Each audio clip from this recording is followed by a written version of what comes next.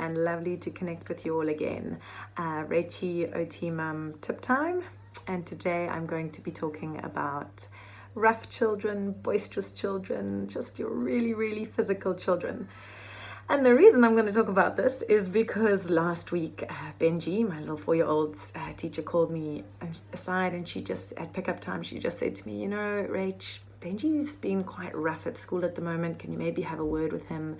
I know he's a lovely boy and he doesn't mean any harm, but the other children are getting a little bit scared of him, and he's really physical, and I've got to put him in timeout or call him to sit apart sometimes. And so I first apologized profusely. I mean, no one wants to hear that their child is the rough child. I was like, I'm so sorry. And I know my boys are physical. I know both of them are so physical, and really they tussle and wrestle and are at each other all day. So I went home and I thought about it, and I was like, oh gosh, I don't want my child to be the naughty child. I don't want my child to be the child that's seen as being the bully or the rough one. But what can I do about it? And there's so many reasons. I mean, Benji is just a very sensory seeking boy. He loves to tussle. He loves any kind of physical contact. And so that's the one thing that comes into it. Another is that he's got an older brother who is also very physical. So he's quite used to it, and he's quite hardy because his older brother has spent a lot of time thumping him. And then also we've had civil unrest recently, a lot of talk of baddies.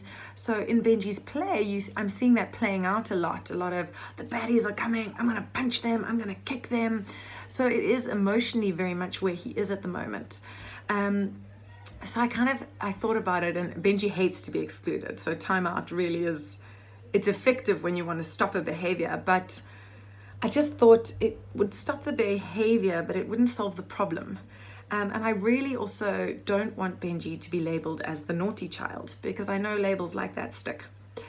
So I thought about it a lot, and we chatted about it, and I chatted to him about it, about being gentle, and about how other children don't always like to be as rough as he likes and play to be as physical as he likes. So he knows it from a very cognitive level. But as a 4-year-old, the truth is that Benji is very much acting on a sensory level, and he is seeking out sensory input that will make him feel calm and regulated.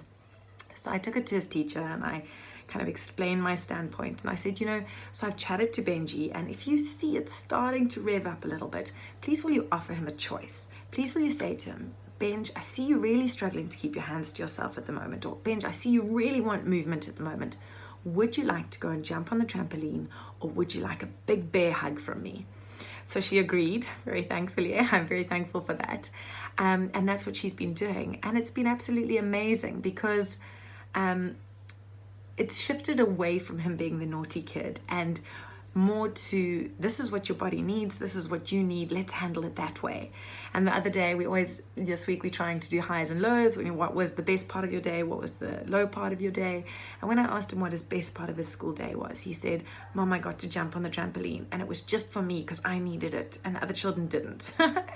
And I think that that's a very different narrative to if I'd asked him, what was the low of your day? And he said, well, I got into trouble because I was too rough. And it's really dealing with the same situation in a different way.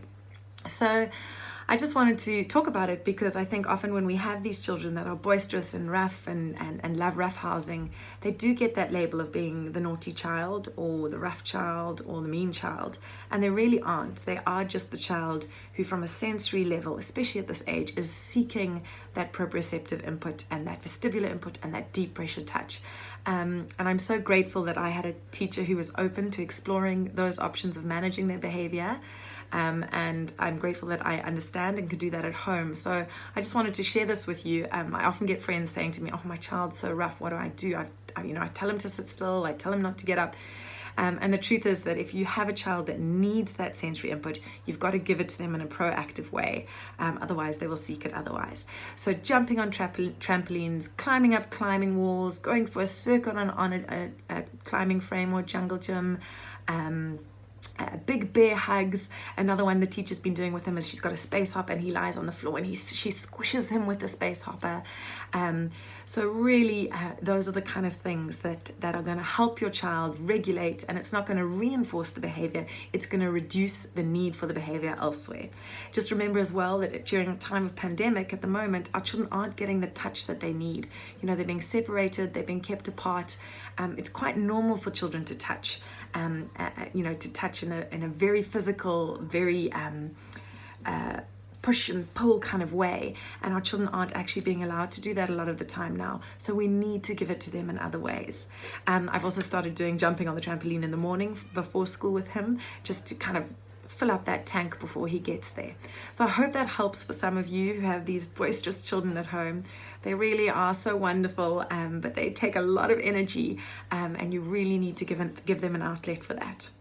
Hope that's useful. Let me know your thoughts. Let me know if you've got one of these children, and please share with a friend who you know has one of these children. Okay, I'll hopefully catch up again soon. Bye.